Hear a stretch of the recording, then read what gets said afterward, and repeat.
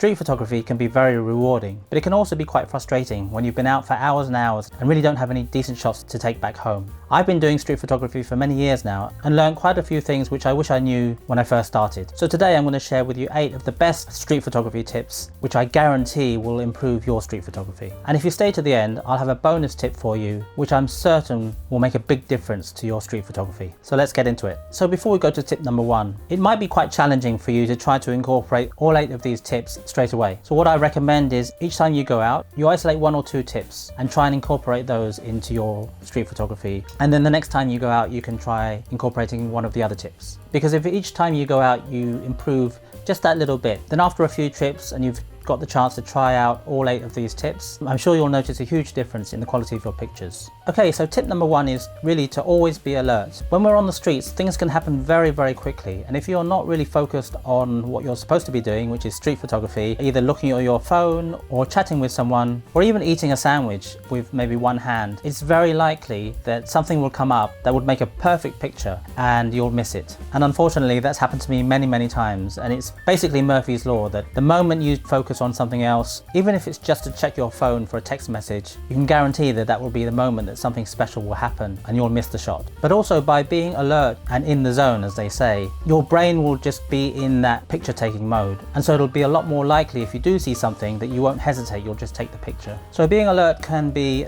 just the mindset of being ready to take a picture, but also the physical preparedness of taking a picture, which means really having your camera in your hand and ready to take your picture, rather than having it, say, in a bag, in which case if something happens suddenly, there's absolutely no way you'll have time to open your bag, reach for your camera, switch it on and then take a picture. The opportunity will be gone. And so quite closely related to being alert is tip number 2, which is use zone focusing. If you're not sure what zone focusing is, I've done a separate video which you can have a look at after this one, and you can check the link here. But basically, zone focusing will allow you to be ready to take a picture at a moment's notice without having to spend time setting your camera, aperture, shutter speed, and especially the focus. And instead you'll just pick up the camera, fire the shutter, and you'll have the picture. So as I say, if you don't know what zone focusing is, do watch that other video to find out. It's really not difficult, it's quite simple to use, and it'll make a big difference to your street photography. So also related to alertness, but it's slightly different, is anticipation. And what I mean by that is by really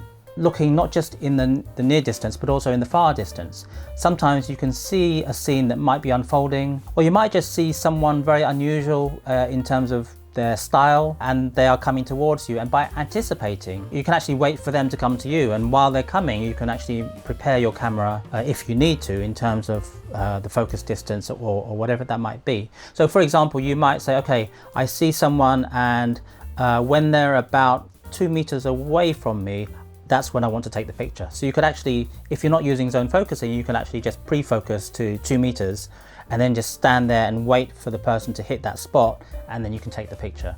Tip number 4 is really to try to stick to one camera and lens combination at least for a while, to give you a chance to get used to that focal length or focal distance. This will really help with composition. You won't have to familiarize yourself with the focal length all over again. I do most of my street photography with the Leica Q2, which has a fixed 28mm lens. So I'm now very familiar with the focusing. I know how to set the camera. I can actually take a picture without looking through the viewfinder and having a very, very good idea of what will be in the picture, what will be in the frame, and what won't be, and even what the depth of field might look like. If you're constantly changing, so today you've got a 28mm and tomorrow you've got a 50mm, it does mean that you will not be as familiar with the framing and the composition and even the depth of field that you might get, and that can impact the quality of the pictures that you get. Tip number 5 is really to get closer.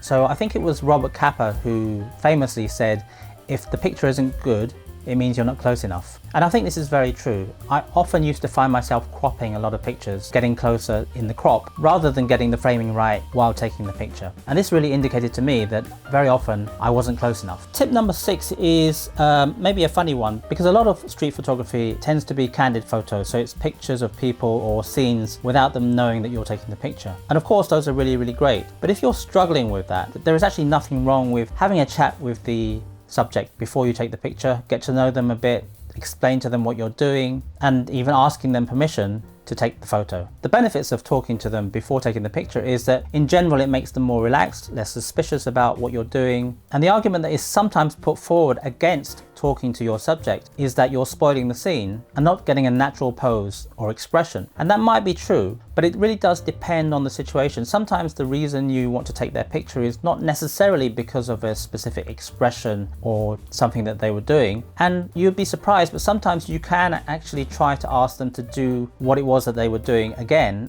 and recreate that scene. And it might seem rehearsed and unnatural, but very often you'll find that you can still get a very decent picture. And by talking to them, you will actually have that human connection. And sometimes you'll get better pictures because of that human connection that you've got with the subject. And because most street photography is done without speaking to the subject or interacting with them in any way, by doing so, you'll get pictures which are slightly different in style to a lot of the other street photographers. And so if you've seen some of my other videos, you'll know that quite a lot of my pictures are actually taken after having had some interaction with the subject and asking permission to take their photo. And very often I've been really happy with some of those results. Of course, in my case, sometimes talking to them has been out of necessity because I sometimes use a very old vintage film camera which takes time to focus and set all the settings, and so it's actually quite difficult to do that very quickly before somebody notices, and it's much easier to do having got their cooperation and really collaborating with them together to get the shot. And so tip number 7 is actually related again to talking to them, because talking to them puts them at ease. And what I also do sometimes is carry around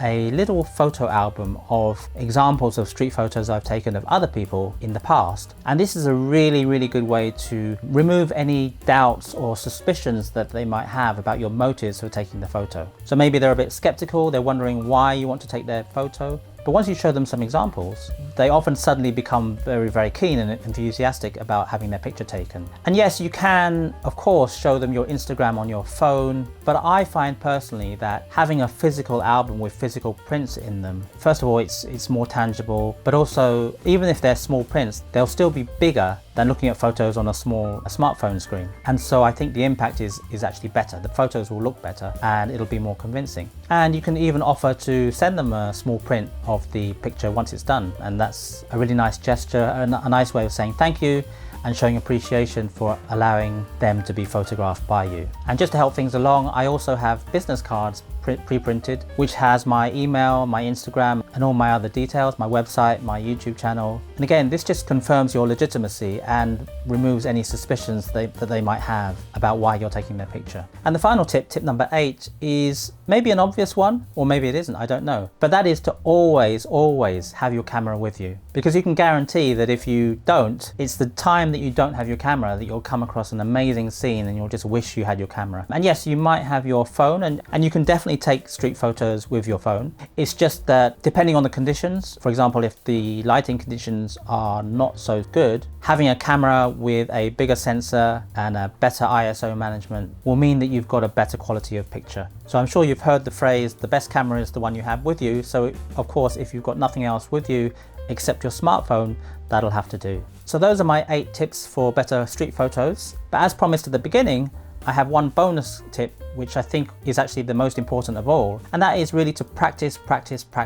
So you can watch all the YouTube videos you like, and you can spend hours reading all about different techniques and ways to improve your photography, but the only way you're really going to improve is by getting your camera and getting out on the streets and taking more pictures and looking at those pictures and seeing what's wrong with them, what goes right with them.